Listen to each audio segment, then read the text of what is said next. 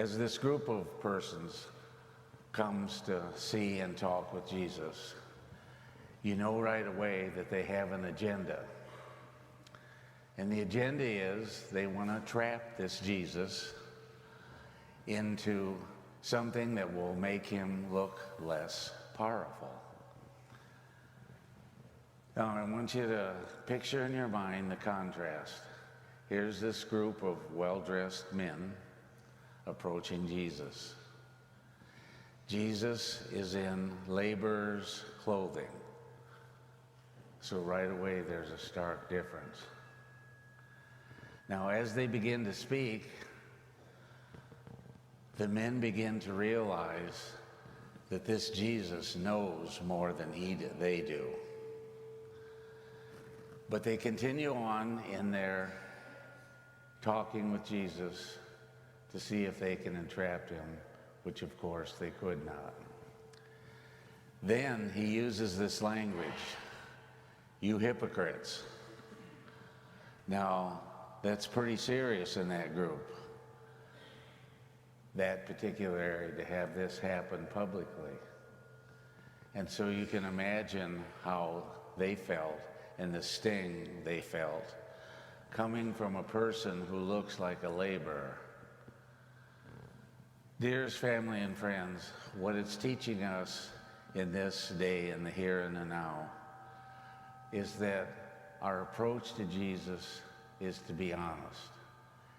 And the way we approach Jesus honestly is to remember that at all times he's loving us unconditionally. I'm hearing noises. Yeah. I still think it's that church next to us.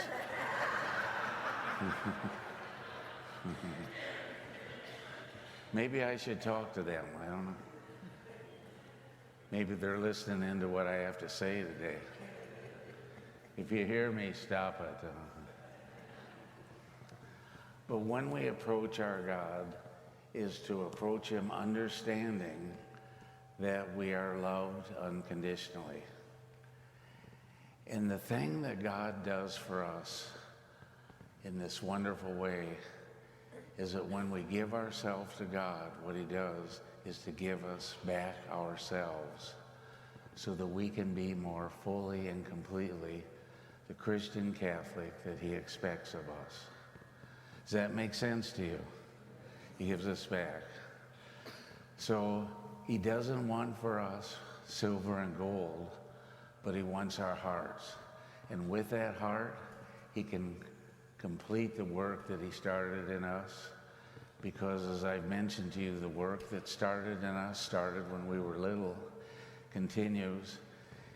And even when you look like this dear brother of mine and myself, we're still working at it. We haven't stopped. You may have retired from GM, you've heard me this before, or Ford, but you don't retire from this.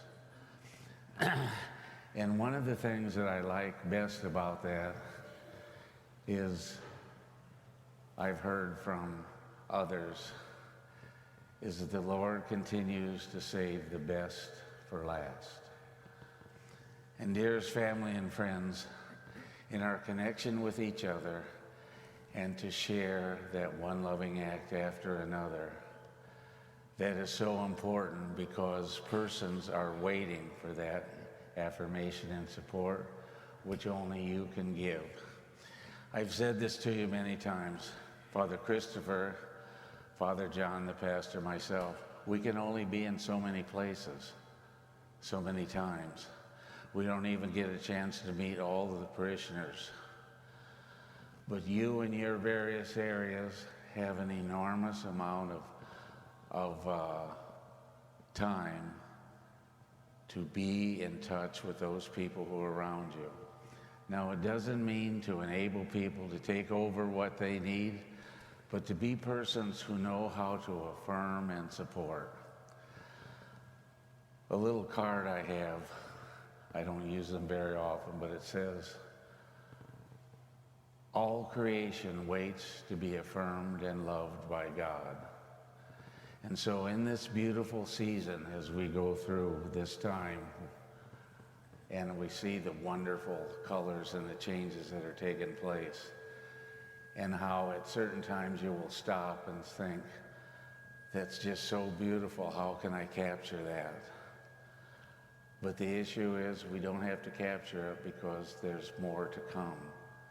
The best of God is still to come to each one of us. So today, the challenge of the gospel is to open our hearts. When we come before Jesus, remember that when we offer ourselves, he's going to give us back our full and better selves.